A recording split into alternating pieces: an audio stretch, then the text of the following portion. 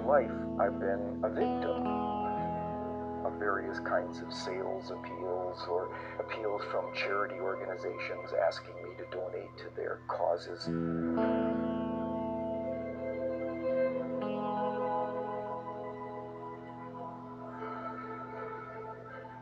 Even when I didn't want what was being offered, or I had never heard of this particular cause, I would find myself contributing.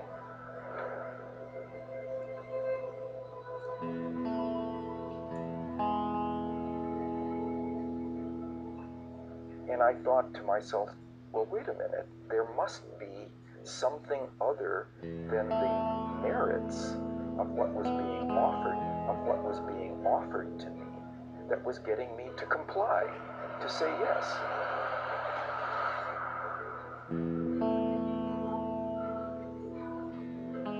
It must be something about the psychology of the presentation of a possibility or a need or a product that caused me to be willing to associate myself with it.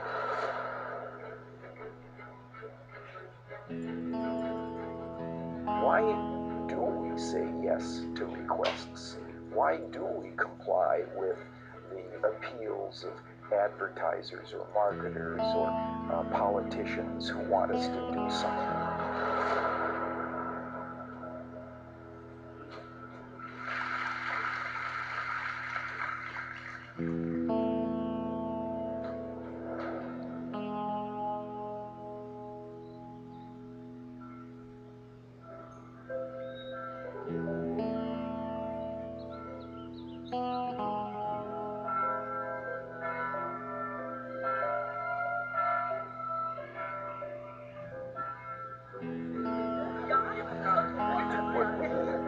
Uncovered is a set of principles of persuasion that are universal.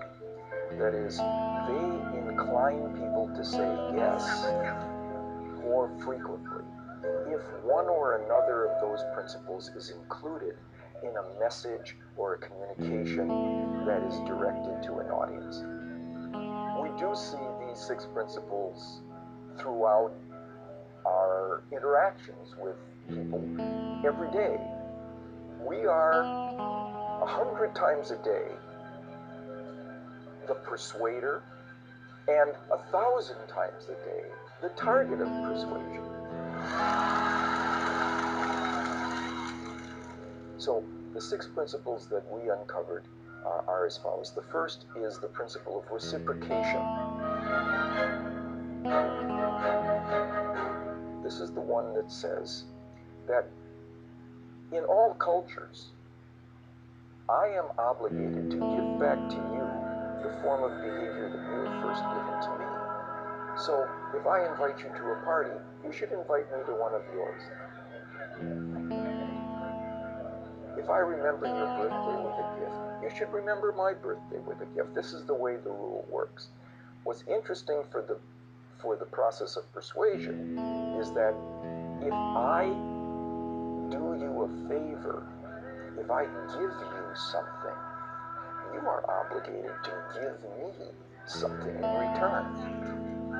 So that means that one thing that influence professionals can do to greatly increase the likelihood that people will say yes to their requests and give them what they want is to first give something to their targets.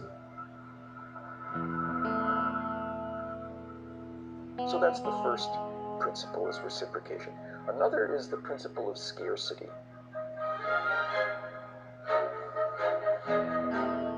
This is the one that says people want more of those things they can have less of.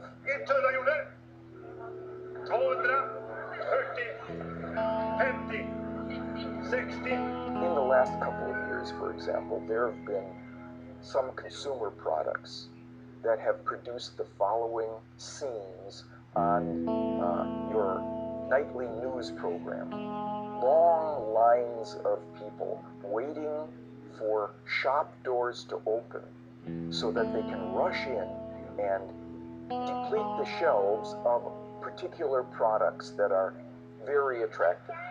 The iPod, the iPad, the latest Harry Potter books.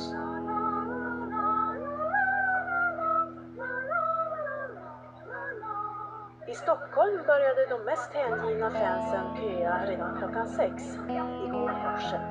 Har du sovit någonting? Kanske en kvart? Men är det värt det? Ja, absolut. Jag väntar på det här så jävla på. Ja, böckerna om Harry Potter fängslar en hel värld. Men nu är det den absolut sista som släpps om Potter och hans magiska värld. Vad läser du för någonting? Harry Potter såklart. Now, those are good consumer products, but that's not why those people are waiting. It's because those products were in short supply. They weren't widely available.